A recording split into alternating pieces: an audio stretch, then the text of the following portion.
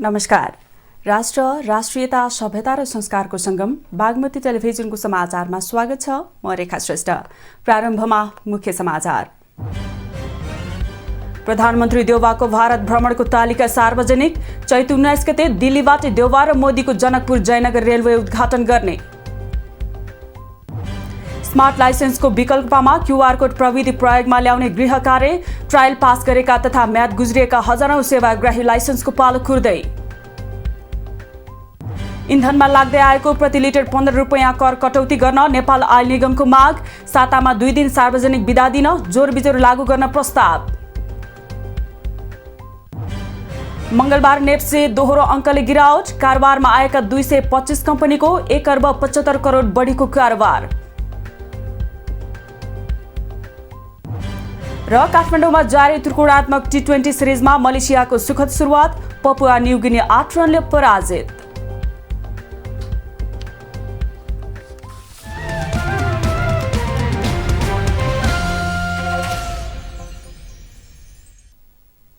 सुरु गरौं प्रधानमन्त्री शेरबहादुर देउवाको भारत भ्रमण सम्बन्धी समाचारबाट। परराष्ट्र मन्त्रालयले प्रधानमन्त्री शेरबहादुर देउवाको भारत भ्रमणको औपचारिक तालिका सार्वजनिक गरेको छ। प्रधानमन्त्री देउवाको चैत 18 गतेदेखि हुने भारत भ्रमणको तयारीबारे जानकारी दिँदै परराष्ट्र मन्त्रालयकी प्रवक्ता सेवा लम्सालले प्रधानमन्त्री देउवा शुक्रबार औपचारिक भारत भ्रमणमा जाने र शनिबार हैदराबाद हाउसमा भारतीय समकक्षी नरेन्द्र मोदीसँग भेटवार्ता गर्ने कार्यक्रम रहेको जानकारी गराउनुभयो। सम्माननीय प्रधानमन्त्रीज्यूको आसन्न भ्रमणको बारेमा यहाँले प्रेस विज्ञप्ति मार्फत सूचना पाइसक्नु भएको छ। यही 1 देखि 3 अप्रिल तदनुसार 18, 19, 20 यो चैत महिनाको हुन गइरहेको छ र त्यस सम्बन्धी आवश्यक तयारीहरू हाम्रो अगाडि बढिरहेको छ। परराष्ट्र मन्त्रालयका अनुसार प्रधानमन्त्री देउवाको भारत बसाइको कार्यसूची अत्यन्त व्यस्त हुनेछ। 3 दिने भ्रमणका क्रममा प्रधानमन्त्री देउवा शुक्रबार साँझ नेपाली दूतावासले प्रधानमन्त्री देउवाको स्वागतमा आयोजना गर्ने रात्रिभोजमा सहभागी हुनुहुनेछ। भ्रमणका क्रममा भारतीय समकक्षीसँग देउवाले सीमा समस्या, बिजुली आयात निर्यात, मलको सहज आपूर्ति, व्यापार लगायतका विषयमा छलफल हुनेछ। यस्तै प्रवक्ता लम्सालले चीनका विदेश मन्त्री वाङ यीको नेपाल भ्रमण सम्बन्ध र सहयोग अभिवृद्धिका हिसाबले 2 देशबीच सुमधुर सम्बन्ध स्थापित भएको दावी गर्नुभयो। प्रधानमन्त्री देउवाको भारत भ्रमणको तयारीबारे जानकारी दिने क्रममा परराष्ट्र मन्त्रालयकी प्रवक्ता सेवा लम्सालले चीनका विदेश मन्त्री वाङ यीको नेपाल भ्रमण कुशेढुङ्गा साबित भएको दावी गर्नुभयो।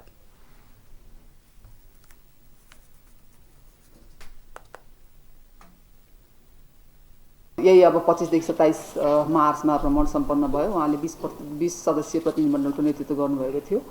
त्यस अवसरमा चाहिँ उहाँले आफ्ना समकक्षीसँग शिष्टाचार भेटवार्ता गर्नुभयो। लगत्तै त्यसपछि चाहिँ प्रतिनिधिमण्डल स्तरमा हाम्रो वार्ता भयो। चैत 19 गते शनिबार भारतीय समकक्षी नरेन्द्र मोदीसँग औपचारिक बैठक हुनेछ। सोही दिन देउवा र मोदीले संयुक्त रूपमा भर्चुअली जनकपुर जयनगर रेलवेको उद्घाटन गर्ने कार्यक्रम छ। जयनगर जनकपुर कुर्था बिजलापुरा बर्दिवास रेलखण्ड भारत सरकारको सहयोगमा निर्माण भइरहेको छ। त्यसको जयनगर जनकपुर कुर्थाको खण्डमा शनिबारबाट रेल गुड्नेछ।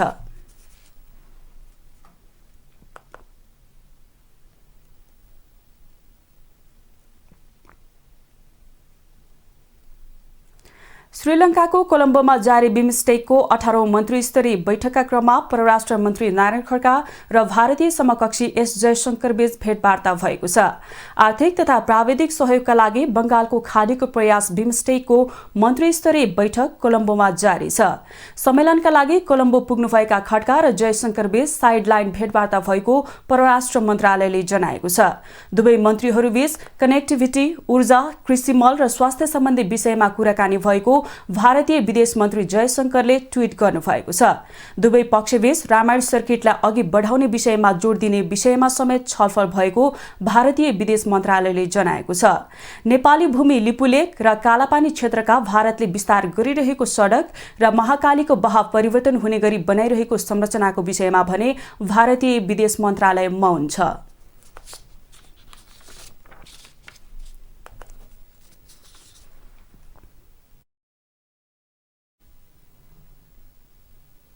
सरकारले चीन सरकारले प्रस्ताव गरेको आर्थिक तथा प्राविधिक सहायता सम्झौता अन्तर्गत प्राप्त हुने अनुदान सहायता स्वीकार गर्ने निर्णय गरेको छ। सरकारका प्रवक्ता तथा सूचना तथा सञ्चार मन्त्री ज्ञानेन्द्र बहादुर कार्कीले सीमा वारपार रेलमार्ग सम्भाव्यता अध्ययन सम्बन्धी चीनको प्राविधिक सहायता स्वीकार गर्ने निर्णय गरेको जानकारी दिनुभयो। त्यस्तै सरकारले चीन सरकारसँग भएको implementation agreement of China aid on oil and gas resource survey project in Nepal सम्झौताको 2 वर्ष समयावधि थप गर्ने निर्णय गरेको छ। दोहा फोरमको 20औं संस्करणको सम्मेलनमा सहभागी हुन राष्ट्रिय योजना आयोगका उपाध्यक्ष डाक्टर विश्वनाथ पौडेलको नेतृत्वको टोलीको भ्रमणमा समर्थन गर्ने, अख्तियार दुरुपयोग अनुसन्धान आयोगका सचिव श्री तोयम रायको मिति 2078-12-18 देखि 2078-12-27 सम्मको भारत भ्रमण स्वीकृत गर्ने। यसैगरी मन्त्री परिषदको बैठकले दुग्ध विकास संस्थानको महाप्रबन्धकमा सञ्जीव झालाई नियुक्त गर्ने निर्णय गरेको छ। कतारको दोहामा मार्च 26 देखि 27 सम्म सम्पन्न दोहा फोरमको 20औं संस्करणको सम्मेलनमा राष्ट्रिय योजना आयोगका उपाध्यक्ष डाक्टर विश्वनाथ पौडेल नेतृत्वको टोली सहभागी हुने तथा अख्तियार अनुसन्धान आयोगका सचिव तोय रायको चैत 18 गतेदेखि हुने भारत भ्रमण पनि सरकारले स्वीकृत गरेको छ। Agreement of China aid on oil and gas resources survey project in Nepal सम्झौताको 2 वर्ष समयावधि थप गर्ने। दुग्ध विकास संस्थानको महाप्रबन्धक पदमा बलारा नगरपालिका 3 सर्लाहीका सञ्जीव झालाई नियुक्त गर्ने निर्णय गरेको प्रवक्ता कार्कीले जानकारी दिनुभयो।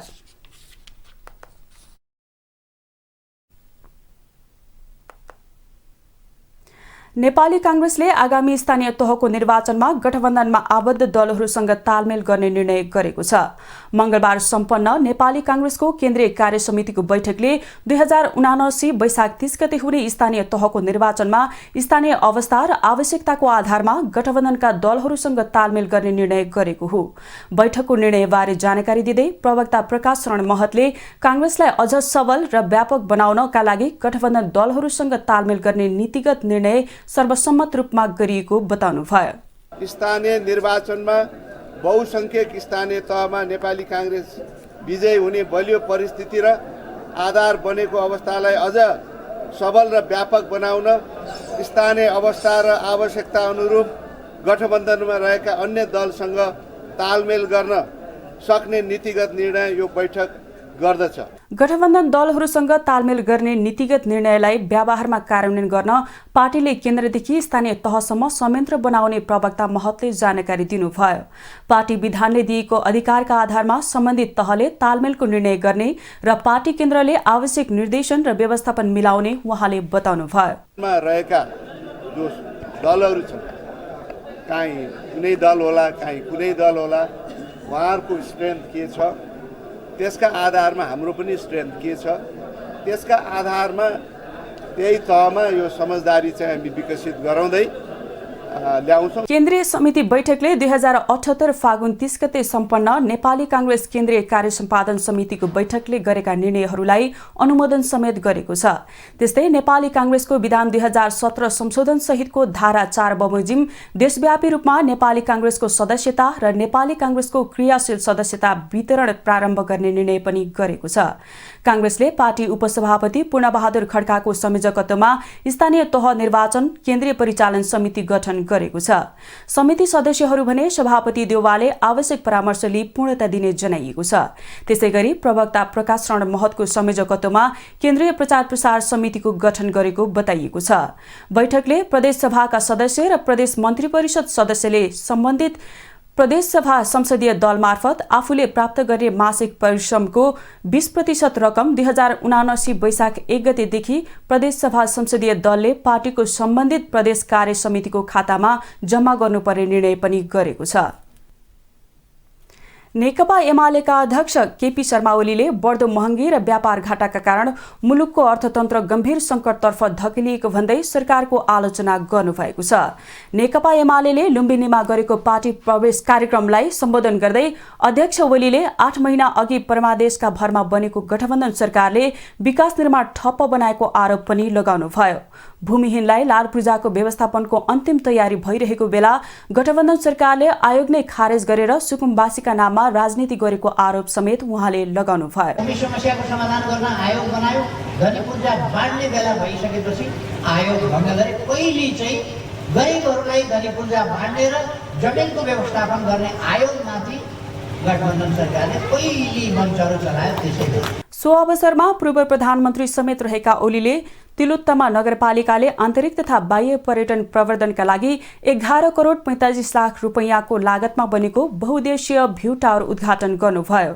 लुम्बिनी प्रदेशको महत्वपूर्ण पर्यटकीय वनबाटेका क्षेत्रमा बनेको टावर उद्घाटन गर्दै ओलीले आफ्नो कार्यकालमा सुरु भएका विकास निर्माण तथा सामाजिक सशक्तिकरणका कार्यक्रमको प्रसङ्ग समेत जोड्नुभयो। झुट बोलेर मान्छे बनाउने होइन, मान्छेलाई सचेत बनाएर देशलाई विकासको बाटोमा अगाडि बढाउने हो। 11 तले टावर 134 फिट उचाइको छ। टावरको 2074 चैत 15 गते नेपाली कांग्रेस लुम्बिनी प्रदेशका तत्कालीन संसदीय दलका नेता बलदेव शर्मा पोखरेलले शिलान्यास गर्नुभएको थियो।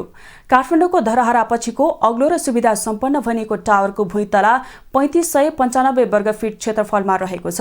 टावर 25122 वर्ग फिट क्षेत्रफलमा बनेको छ। समाचारमा एकैछिन विश्राम।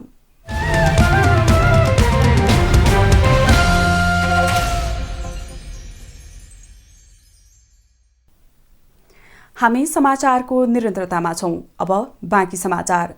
बायोमेट्रिक र सेक्युरिटी चिप सहितको मेसिनले पढ्न सक्ने सवारी चालक अनुमति पत्र अर्थात् स्मार्ट लाइसेन्स प्रयोगमा आएको 6 वर्ष बितेको छ। तर अहिले पनि लाखौं सेवाग्राही पहिलेकै हस्तलिखित लाइसेन्सको भरमा सवारी साधन चलाइरहेका छन्। यसरी वर्षौंदेखि सेवाग्राहीसँग कर असुलेर पनि समयमै लाइसेन्स दिन असक्षम यातायात व्यवस्था विभाग अहिले क्यूआर कोड वा बारकोड भएको प्रविधियुक्त सवारी चालक अनुमति पत्रबारे छलफल गर्न थालेको छ। पूर्व तयारी तथा पूर्वाधार बिनै लहैमा स्मार्ट लाइसेन्स प्रयोगमा ल्याएर सेवाग्राहीलाई महिनौसम्म हैरान बनाएको यातायात व्यवस्था विभागमा अहिले पनि 2 वर्षदेखि पालो पर्खेर बसेका सेवाग्राही भेटाइन्छन्, जो राज्यले तोकेको राजस्व दाखिला गरेर 2 वर्षदेखि सवारी चालक अनुमति पत्रका लागि यातायात कार्यालय धाइरहेका छन्। नेपाल सरकारलाई कर तिर्नलाई बिहान 9 बजेबाट 3 बजेसम्म पनि नपाउने यो कस्तो राज्य हो? यिनीहरूले कस्तो चाहिँ राज्य सञ्चालन गरे? यही हो जनताको सेवा सुविधा गर्छु भनेको? यही हो यिनीहरूको राज्य सञ्चालन गर्ने तरिका? एसियाली विकास बैंकले तत्काल 2 करोड 50 लाख अमेरिकी डलर अनुदान सहयोग गर्ने भएपछि हतार यही अनुदान सहयोगको लोभमा यातायात व्यवस्था विभागले 2072 साल मङ्सिरदेखि स्मार्ट लाइसेन्सको वितरण सुरु गरेको थियो। त्यसबेला 3 देखि 5 वर्षभित्र पुराना लाइसेन्स कार्ड देशभरबाट विस्थापित गर्ने उद्घोष गरेको विभाग अहिले आफै कुहिरो भित्रको काग जस्तो बनेको छ। लाखौं सेवाग्राही पालो पर्खेर बसेका छन्। रिन्यू गर्न दिएको डेट चाहिँ यो बिल प्रिन्ट डेट हेर्नुस् 29 नोभेम्बर 2020 मा छ हैन। अब यो 2 वर्षसम्म छ भनेपछि यति बेला मैले रिन्यूमा दिएको भने अब 2024 मा चाहिँ एक्सपायर छ। अब लाइसेन्स आएको 1 वर्षमा चाहिँ मेरो फेरि एक्सपायर हुन्छ, फेरि आएर यसरी लाइन हुन्छ 1.5 वर्षमा। पहिला चाहिँ तपाईको चाहिँ असारमा बोलायो, असारपछि फेरि दशैँपछि आउनुस् भन्नु, दशैँमा आयो, तिहार पछि आइज भन्नु, फेरि अब तिहार पनि आउनुभयो, माघे सङ्क्रान्ति पछि आउनुस् भन्नु, त्यो पनि गर्यो। अनि त्यसपछि फेरि अब नयाँ वर्षै लाग्ला भनेर आज आयो। यो त समस्या भइहाल्यो नि। म चाहिँ 5-6 चोटि आइसक्यो। यो चाहिँ एकदम दुःखद। विभागले स्मार्ट लाइसेन्स प्रयोगमा आएको 6 वर्ष बित्दा समेत भरपर्दो छपाई मेसिन ल्याउन सकेको छैन। छपाई सम्बन्धी टेन्डर र कमिसन विवादकै परिणाम ट्राफिक प्रहरीले आजसम्म सडकमा बसेर स्मार्ट लाइसेन्सको आधिकारिकता जाँच पाएको छैन। स्मार्ट लाइसेन्स परीक्षण गर्ने उपकरणको अभाव यथावत छ। सेवाग्राहीले ट्रायल पास गरेको 1 वर्षभन्दा ढिलो गरी लाइसेन्स पाउन पनि सङ्घर्ष गर्नुपर्छ।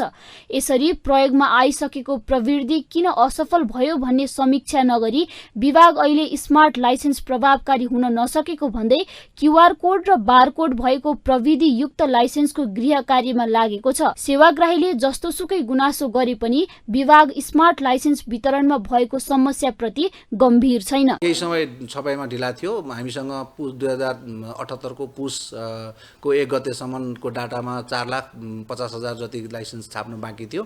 त्यो मध्ये हामीले 2 लाख जति लाइसेन्स छापेर पठाइसकेका छौँ। अब हामीसँग 2,50,000 लाइसेन्स जति थाप्नु बाँकी छ। यो हामी चैत महिनाभरिमा सक्छौँ। अहिले तपाईँको चाहिँ ट्रायल पास गर्ने चाहिँ मान्छेहरूको लागि कुर्नै पर्दैन, ट्रायल पास गरेकै दिन पाइन्छ हैन। त्यो परीक्षणकालीन कार्ड पाइन्छ 1 वर्षको लागि। रिन्यू गर्नेहरूले वैशाख जेठ पछाडि चाहिँ वैशाखको अन्त्यतिर जेठको पहिलो हप्ता पछाडि रिन्यू गरेको 1 महिनाभित्रमा कार्ड पाउनुहुन्छ। स्मार्ट कार्डको अभाव, प्रिन्टिङ मेसिनको समस्या तथा सर्भरको समस्या देखाएर आम सेवाग्राहीलाई हैरान बनाएको विभाग एउटा स्मार्ट लाइसेन्स छाप्दा $1 भन्दा बढी खर्च लाग्ने विवरण देखाएर नयाँ विकल्पमा जान खोजेको हो। क्यूआर कोड वा बारकोड भएको प्रविधि युक्त लाइसेन्स कम खर्चिलो हुने विभागको तर्क छ। तर विभागले केन्द्रीकृत डिजिटल प्रणालीलाई जानाजान असफल बनाएर किन अर्को विकल्प अघि सारेको हो भन्ने प्रश्नको जवाफ दिन सकेको छैन। किनकि यातायात व्यवस्था विभागको सेवा प्रवाह मितव्ययी, प्रभावकारी र गुणस्तरीय बन्न नसक्दा सवारी चालक अनुमति पत्र वितरण गर्ने निकाय कमिसन र भ्रष्टाचारको अड्डाको पर्याय बनिरहेका छन्। पहिले यो धब्बा मेटिनु पर्छ र सेवाग्राहीले तोकिएको परीक्षा र मापदण्ड पूरा गरेपछि सवारी चालक अनुमति पत्र पाउने सुनिश्चित हुनुपर्छ। सवारी साधन चलाउने व्यक्तिले दक्षता परीक्षण गर्ने प्रक्रिया पूरा गरेर पनि महिनौसम्म चालक अनुमति पत्र नपाउँदा सडकमा ट्राफिक प्रहरीले दिने हैरानीले आजित छन्। तैपनि लाइसेन्स कहिले पाइन्छ अत्तो पत्तो छैन। बागमती टेलिभिजनका लागि क्यामेरामा नितेश माथेमाका साथ यशोदा भण्डारी, ललित। अब पालो बेलाको बोली। हजारौं सेवाग्राहीसँग तोकिएको राजस्व तथा शुल्क र जरिवाना उठाएर पनि यातायात व्यवस्था विभागले महिनौदेखि सवारी चालक अनुमति पत्र दिन सकेको छैन। हजारौं सर्वसाधारण पालो पर्खेर बसेका छन्। लाइसेन्सको म्याद सकिने बेलासम्म पनि सवारी चालक अनुमति पत्र नपाएर भौतारी रहेका सेवाग्राहीलाई हामीले समयमै लाइसेन्स नपाउँदा कस्तो समस्या परेको छ भनेर सोधेका थियौं। हेरौं सर्वसाधारणको भनाई उनीहरूकै शैलीमा।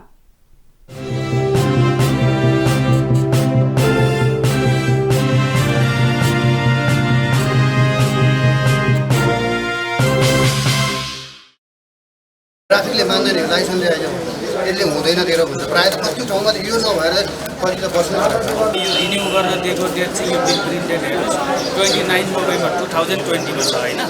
अब यो 2 वर्षसम्म छ भनेपछि यति बेला मैले रिन्यूमा दिएको भने अब 2024 मा चाहिँ एक्सपायर छ। अब लाइसेन्स आएको 1 वर्षमा चाहिँ मेरो फेरि एक्सपायर हुन्छ, फेरि आएर यसरी लाइन गर्छु 1.5 वर्षमा। पहिला चाहिँ तपाईँको चाहिँ असारमा बोलायो, असारपछि फेरि दसैँपछि आउनुहोस् भने दसैँसँगमा आयो, तिहारपछि आइज भन्नुभयो, फेरि अब तिहार पनि आउनुभयो, माघे सङ्क्रान्तिपछि आउनुहोस् भन्नुभयो, त्यो पनि गर्यो। अनि त्यसपछि फेरि अब नयाँ वर्षै लाग्ला भनेर आज चाहिँ आयो। नेपाल सरकारलाई कर तिर्नलाई बिहान 9 बजेबाट 3 बजेसम्म पनि नपाउने यो कस्तो राज्य हो? यिनीहरूले कस्तो चाहिँ राज्य सञ्चालन गरे? यही हो जनताको सेवा सुविधा गर्छु भनेको यही हो? यही हो यिनीहरूको राज्य सञ्चालन गर्ने तरिका? लाइसेन्स दिनुको 2020 मा 22 मा लाइसेन्स बल्ल पाइयो 2 वर्षमा।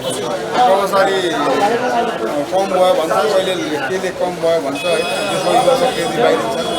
अब सही कर्मचारी राखेर काम गर्ने भने यस्तो पारा चाहिँ के भन्ने अब बाटोमा हिँड्दा अब त्यस्तै करियो भएन त्यो भएन भन्दै अस्ति नै आएको नि प्रायः आएको नि भन्दै नि त 2 पल्ट पछि चाहिँ अहिले चाहिँ आएको भने दिन्छ भनेपछि लगभग 15 मन्थ्स भयो, 1.5 वर्ष हुन लाग्यो। अब मैले स्ट्याटसहरू चेक गरिरहेको थिएँ, टेक्स्टहरू गर्दाखेरि नट प्रिन्टेड भनेर एउटा म्यासेज आउँछ मोबाइलमा। अनि आज चाहिँ अनलाइन चेक गर्दाखेरि यो म्यासेज देखिरहेको थियो।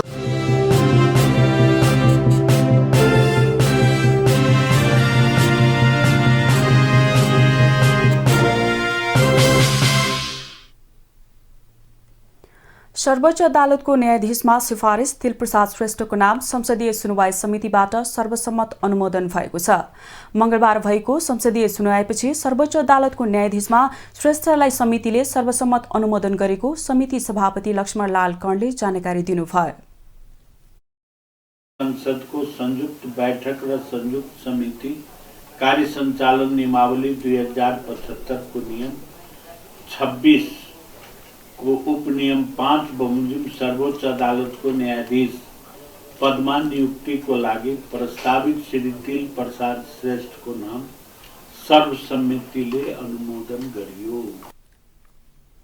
संसदीय सुनवाई समितिमा न्यायाधीशमा सिफारिस श्रेष्ठले आफ्ना कार्ययोजना र विगतमा गरेका कामको विवरण प्रस्तुत गर्नुभएको थियो। सांसदहरूले उठाएको प्रश्नको जवाफ दिँदै श्रेष्ठले न्यायालयप्रति जनताको आस्था र विश्वास बढाउने काम गर्नुपर्ने धारणा राख्नु भएको थियो।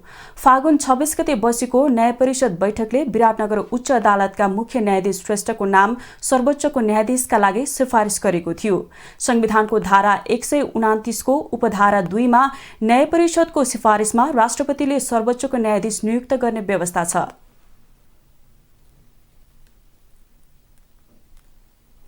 समाचारमा एकैछिन विश्राम।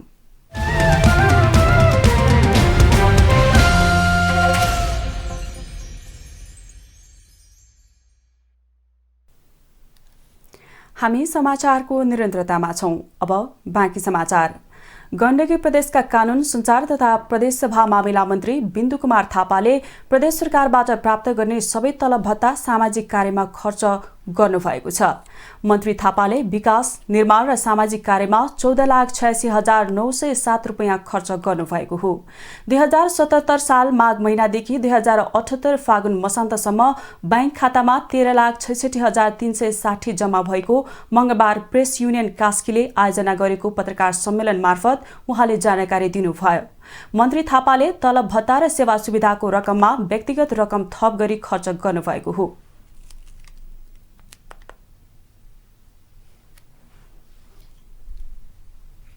हिजो प्रदेश सांसद हुँदा होस् या अहिले मन्त्रीका रूपमा सेवा गरिरहँदा होस्, मैले प्राप्त गर्ने सबै आर्थिक सुविधा विकास, निर्माण र सामाजिक कार्यमा लगाएको र प्रदेश सरकारबाट प्राप्त निवासको सुविधा पनि नलिएको ब्यौरा पत्रकार साथीहरू मार्फत मेरा मतदाता र आम जनताहरूलाई जानकारी गराउँदछु।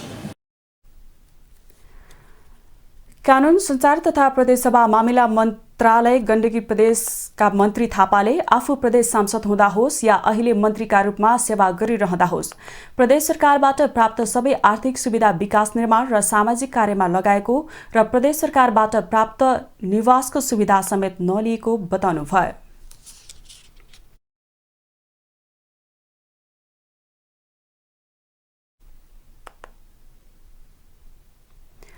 दुई 2056 सालमा असुरक्षाको कारण देखाउँदै बन्द गरिएको कञ्चनपुरको महेन्द्रनगर स्थित मजगाउँ विमानस्थल झण्डै 2 दशकपछि निर्माण कार्य सुरु भएको छ।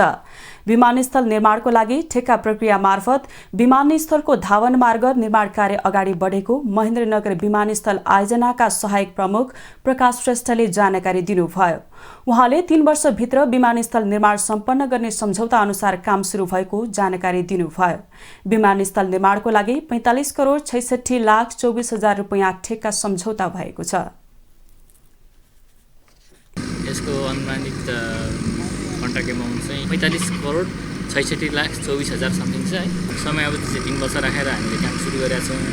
अब यो सबै जग्गाको कुराहरू चाहिँ समयमै सर्ट आउट भयो भने चाहिँ त्यो अवधिमा 3 वर्ष नभइकन हामीले 1.5 देखि 2 वर्षसम्म पनि काम सक्छौँ भन्ने चाहिँ हामीले लागेको छ। अहिले विमानस्थलको धावन मार्गको रोलिङ र फिलिङको काम सुरु भएको छ। विभिन्न चरणमा निर्माण गरिन लागेको विमानस्थलको पहिलो चरणमा 1525 मिटर क्षेत्रमा धावन मार्ग निर्माण गरिनेछ। महेन्द्रनगर सदरमुकाम क्षेत्रबाट यहाँका स्थानीय नागरिकले राजधानी काठमाडौँ जान कैलाली स्थित धनगढी विमानस्थल जानुपर्ने बाध्यता रहेको छ। विमानस्थल निर्माण कार्य सुरु भएसँगै स्थानीयवासीहरू विमानस्थल सञ्चालन हुने आशाले हर्षित भएका छन्। विमानस्थल निर्माणको लागि 3 तहका सरकारको लगानीमा निर्माण हुन लागेको हो, जसमा 50% नागरिक उड्डयन प्राधिकरण, 25% सुदूरपश्चिम प्रदेश, 15% भीमदत्त नगरपालिका र 10% दोधरा चाँदनी नगरपालिकाको लगानी रहेको छ।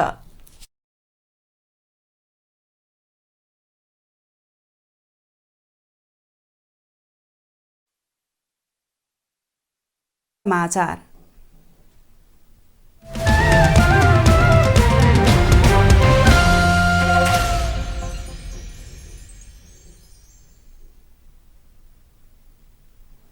नेपाल आयल निगमले सातामा 2 दिन सार्वजनिक बिदा दिन सरकार समक्ष प्रस्ताव गरेको छ। अन्तर्राष्ट्रिय बजारमा इन्धन र डलरको मूल्य आकाशिएपछि दैनिक घाटा बढेको भन्दै निगमले सरकारलाई इन्धनको खपत कटौतीको विकल्पबारे 10 बुँदे प्रस्ताव पठाएको हो। निगमले उद्योग वाणिज्य तथा आपूर्ति मन्त्रालयलाई पठाएको प्रस्तावमा इन्धनको खपत घटाउनका लागि शनिबार र आइतबार सार्वजनिक बिदा दिन सुझाव दिएको छ। बिदाका दिन सवारी साधनको सञ्चालन कम भई तेलको खपत घट्ने भएकाले यस्तो प्रस्ताव गरिएको निगमले प्रष्ट पारेको छ। त्यस्तै आवश्यक बाहेक निजी र सरकारी सवारी साधनमा जोरबिजोर प्रणाली लागू गर्न पनि निगमले प्रस्ताव गरेको छ। त्यस्तै इन्धनमा लाग्दै आएको भन्सार शुल्क, मूल्य अभिवृद्धि कर र पूर्वाधार शुल्क लगायतमा सरकारले प्रति लिटर 15 रुपैयाँ घटाउन निगमले माग गरेको छ। इन्धनको मूल्य वृद्धिबाट उपभोक्तालाई बचाउन र निगमलाई जोगाउन भन्दै निगमले इन्धनको करसँगै एलपी ग्यासमा प्रति सिलिन्डर 200 रुपैयाँ शुल्क मिना गर्न पनि प्रस्ताव गरेको छ। बाँकी घाटा मूल्य समायोजनबाट मिलान गर्नुपर्ने निगमले गरेको प्रस्तावमा उल्लेख छ।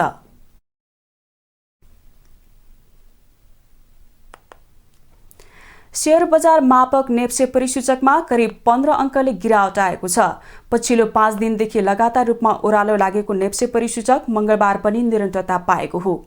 आज नेप्से परिसूचक 14.26 अंक घटेर 2527.58 बिन्दुमा झरेको छ। त्यस्तै सेन्सिटिभ इन्डेक्स 2.15 अंक घटेको छ भने फ्लट इन्डेक्स 1.03 अंक र सेन्सिटिभ फ्लट इन्डेक्स 0.80 अंकले गिरावट आएको छ। मंगलबार कारोबारमा आएका 225 कम्पनीको 38,90,000 किता शेयर 1,75,06,28,000 रुपैयाँ बराबरको खरिद बिक्री भएको छ। आज नेप्सेसँगै कारोबार रकम पनि घटेको छ। सोमबार 2.5 अर्ब बराबरको शेयर कारोबार भएको थियो। नेप्सेका 13 उपसमूह मध्ये होटल तथा पर्यटन उपसमूह बाहेक अन्य 12वटा उपसमूहको परिसूचकमा गिरावट आएको छ, जसमा होटल तथा पर्यटन उपसमूहको परिसूचक 0.83% बढेको छ। यता जीवन बीमा उपसमूहको परिसूचक सबैभन्दा धेरै 1.52% घटेको छ। बाँकी उपसमूहको परिसूचक 0% भन्दा बढीले गिरावट आएको छ। मंगलबार नेप्से परिसूचक ओह्रालो लागे पनि 3 कम्पनीको शेयर मूल्यमा भने सकारात्मक सर्किट लेभलमा कारोबार भएको छ, जसमा इमर्जिङ नेपाल र नेस्टो समृद्धि लघुवित्त र राष्ट्र उत्थान लघुवित्तको शेयर सकारात्मक सर्किट लेभलमा कारोबार भएको हो। नेपाल लाइफ इन्स्योरेन्स, जीवन बीमा लघुवित्त, आशा लघुवित्त, एसियन लाइफ इन्स्योरेन्स र विशाल बजार कम्पनीको शेयर मूल्य पनि 3% भन्दा बढी घटेको छ। कारोबार रकमका आधारमा करिब 8 करोड़को शेयर कारोबार गरेर शिवम सिमेन्ट शीर्ष स्थानमा रहेको छ। ग्लोबल आइएमएफ ब्याङ्कको 7 करोड़ भन्दा बढीको शेयर खरिद बिक्री भएको छ।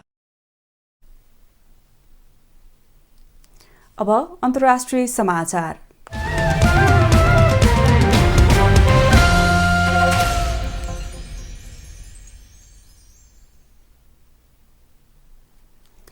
श्रीलङ्कामा पेरादेनिया शिक्षण अस्पतालले औषधि अभावका कारण आकस्मिक शल्यक्रियाहरू मात्रै गर्ने निर्णय गरेको छ। पेरादेनिया विश्वविद्यालय अन्तर्गतको उक्त शिक्षण अस्पताल श्रीलङ्कामा ठूला सामुदायिक अस्पताल मध्ये पर्छ। पछिल्लो समय विदेशी मुद्रा सञ्चित अभावका कारण श्रीलङ्काले विदेशबाट चाहिए जति सामान ल्याउन सकिरहेको छैन। यसैबीच श्रीलङ्का भ्रमणमा रहेका भारतीय विदेश मन्त्री एस जयशंकरले औषधि अभावका कारण शल्यक्रिया रोकिएको समाचारले आफू स्तब्ध भएको बताएका छन्। उनले औषधि अभावमा कसरी सहयोग गर्न सकिन्छ भनेर कोलम्बो स्थित भारतीय हाई कमिश्नर गोपाल वाग्लेलाई जानकारी दिएको बताएका छन्।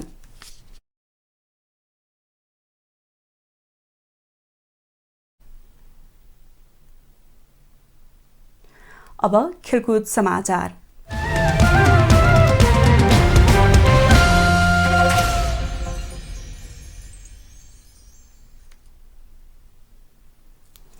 काठमाडौँमा जारी त्रिकोणात्मक टी20 सिरिजमा मलेसियाले सुखद सुरुवात गरेको छ। मंगलबार भएको खेलमा मलेसियाले पपुवा न्युगिनी पीएनजीलाई 8 रनले हराएको हो। 181 रनको लक्ष्य पछ्याएको पीएनजीले 3 बल बाँकी छँदा सबै विकेट गुमाउँदै 172 रन मात्र बनाउन सक्यो। पीएनजीका लागि टोनी उराले अर्धशतकीय पारी खेले पनि टोलीलाई जिताउन सकेनन्। 35 बलको सामना गरेका उनले 7 चौका र 2 छक्का प्रहार गरेका थिए। मलेसियाका लागि सर्विन मुनियन्डीले 4 तथा मोहम्मद वाफिक र पवनदीप सिंहले 3-3 विकेट हात पारेका थिए।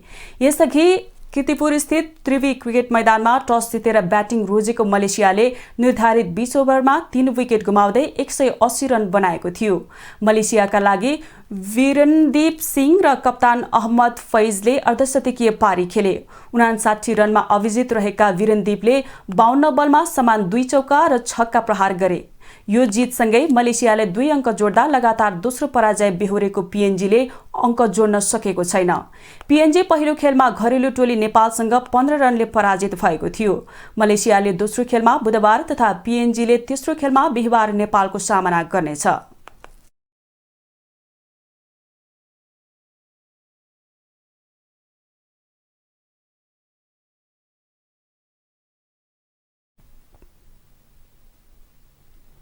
अब मौसम समाचार।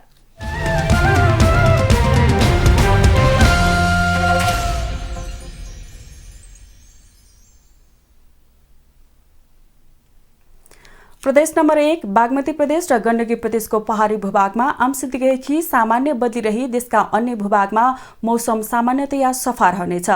प्रदेश 1 र गण्डकी प्रदेशको पहाडी भूभागका 1-2 स्थानमा मेघगर्जन चट्याङसहित हल्का वर्षाको सम्भावना रहेको जल तथा मौसम पूर्वानुमान महाशाखाले जनाएको छ।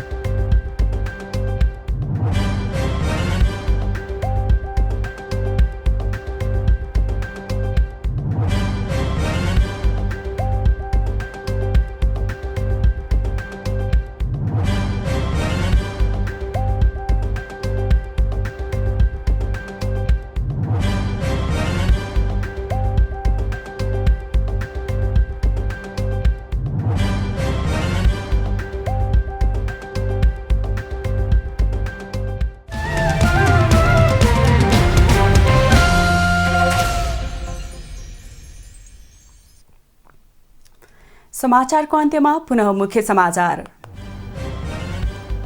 प्रधानमन्त्री देउवाको भारत भ्रमणको तालिका सार्वजनिक। चैत 19 गते दिल्लीबाटै देउवा र मोदीले जनकपुर जयनगर रेलवेको उद्घाटन गर्ने। स्मार्ट लाइसेन्सको विकल्पमा क्यूआर कोड प्रविधि प्रयोगमा ल्याउने गृह कार्य। ट्रायल पास गरेका तथा म्याद गुज्रिएका हजारौं सेवाग्राही लाइसेन्सको पालो खुर्दै। इन्धनमा लाग्दै आएको प्रति लिटर 15 रुपैयाँ कर कटौती गर्न नेपाल आयल निगमको माग। सातामा 2 दिन सार्वजनिक बिदा दिन र जोरबिजोर लागू गर्न प्रस्ताव। मंगलबार नेप्से दोहोरो अङ्कले गिरावट। कारोबारमा आएका 225 कम्पनीको 1 अर्ब 75 करोड बढीको कारोबार। र काठमाडौँमा जारी त्रिकोणात्मक T20 सिरिजमा मलेसियाको सुखद सुरुवात। पपुवा न्युगिनी 8 रनले पराजित।